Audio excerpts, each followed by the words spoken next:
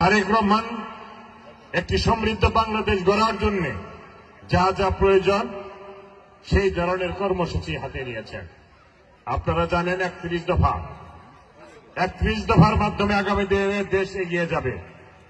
বর্ষির যারা নেতৃবৃন্দ আছেন তাদের কাছে অনুরোধ থাকবে 31 দফার বইগুলো এনে বিভিন্ন প্রতিষ্ঠানের প্রধানরা যারা আছেন, এলাকার যারা এলাইট পার্সন আছেন, যারা শিক্ষিত সমাজ আছেন, তাদের কাছে সেই বইগুলো 31 দফার বইগুলো বিতরণ করতে হবে।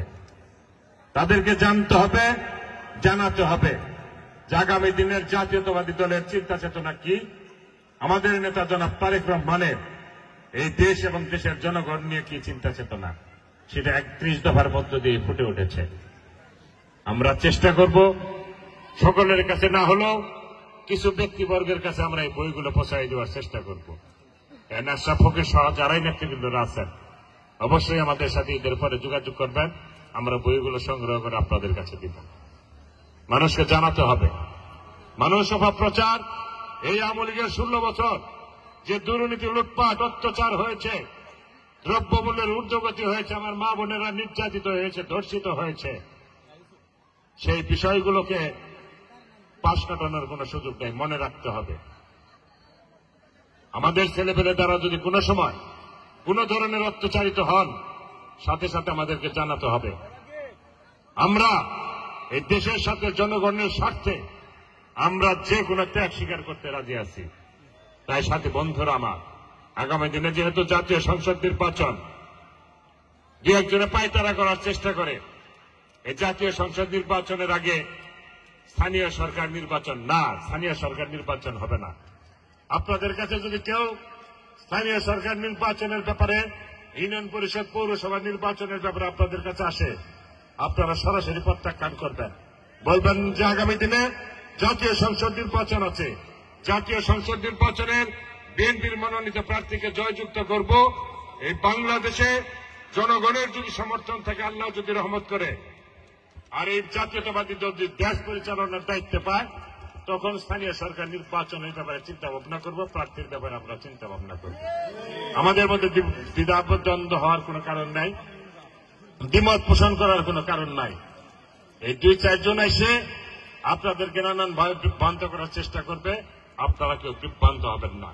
বিগত দিনেও আমরা আপনাদের সাথে ছিলাম, এখনো আছি, আগামী দিনের যে কোনো দুঃসময়ে সুসময়ে আপনাদের পাশে আমরা থাকবো ইনশাল্লাহ। আপনারা আমাদের নেত্রী বেগম খালেদা জিয়ার জন্য দোয়া করবেন। আজকে পেপারে এসেছে উনি এপ্রিলের মাঝামাঝি সময়ে আসবেন, আমাদের নেত্রী এপ্রিলের মাঝামাঝি সময়ে লন্ডন থেকে দেশে আসবেন। আমরা আশা করতেছি আমাদের নেত্রীর সঙ্গে আমাদের নেতা জনাব তারেক রহমানও যেন দেশে আসেন। দেশে আসলে আমার বিশ্বাস ষড়যন্ত্রকারীরা ষড়যন্ত্র করতে পারবে না। তারেক রহমানের নেতৃত্বে এই 16 বছর আন্দোলন সংগ্রাম করে আমরা ফ্যাসিস্ট সরকারের বিরুদ্ধে আন্দোলন সংগ্রাম করেছি, আমরা মানুষকে সংগঠিত করেছি। হুট করে ছাত্র জনতার আন্দোলন হয় না, তাদেরকে অস্বীকার করার কোন সুযোগ নেই। এই আন্দোলন করতে গেলে যারা শহীদ হয়েছেন তাদের রুহের মাগফিরাত কামনা করি, যারা আহত হয়েছেন তাদের সুস্থতা কামনা করি। কিন্তু এই আন্দোলনের পিছনে তারেক রহমানের নেতৃত্বে বাংলাদেশ জাতীয়তাবাদী দল এই দেশের মানুষকে ঐক্যবদ্ধ করেছে। মানুষের মধ্যে আওয়ামী লীগ নিয়ে একটি ঘৃণা সৃষ্টি হয়েছিল, সমস্ত কিছু মিলে একটি বিস্ফোরণের মধ্য দিয়ে শেখ হাসিনা এই দেশ থেকে পলায়ন করতে বাধ্য হয়েছে। এখন আওয়ামী লীগের দোসররা বিভিন্ন জায়গায় ষড়যন্ত্র শুরু করেছে, এই ষড়যন্ত্র প্রতিহত করতে হবে। আজকে দেখলাম 164 জন উপসচিব পদোন্নতি দিচ্ছে, এদেরকে মধ্যেও ফ্যাসিবাদের দোসররা লুকিয়ে আছে। এখন কেন ফ্যাসিবাদ আসবে প্রশাসনে? প্রশাসন যারা পরিচালনা করেন, দেশ যারা পরিচালনা করেন, আপনাদেরকে সতর্ক থাকতে হবে।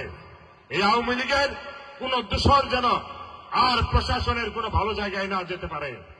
আমরা জানি কারা সুপারিশ করছেন, কোন ছাত্র ভাইরা, নেতৃবৃন্দরা কোন ফ্যাসিস্ট সরকারের বিরুদ্ধে আন্দোলন সংগ্রাম করতে গিয়ে হাজার হাজার মুগ্ধ সহ হাজার হাজার মানুষ মারা গিয়েছে, ছাত্ররা মারা গেছে, জনতা মারা গিয়েছে।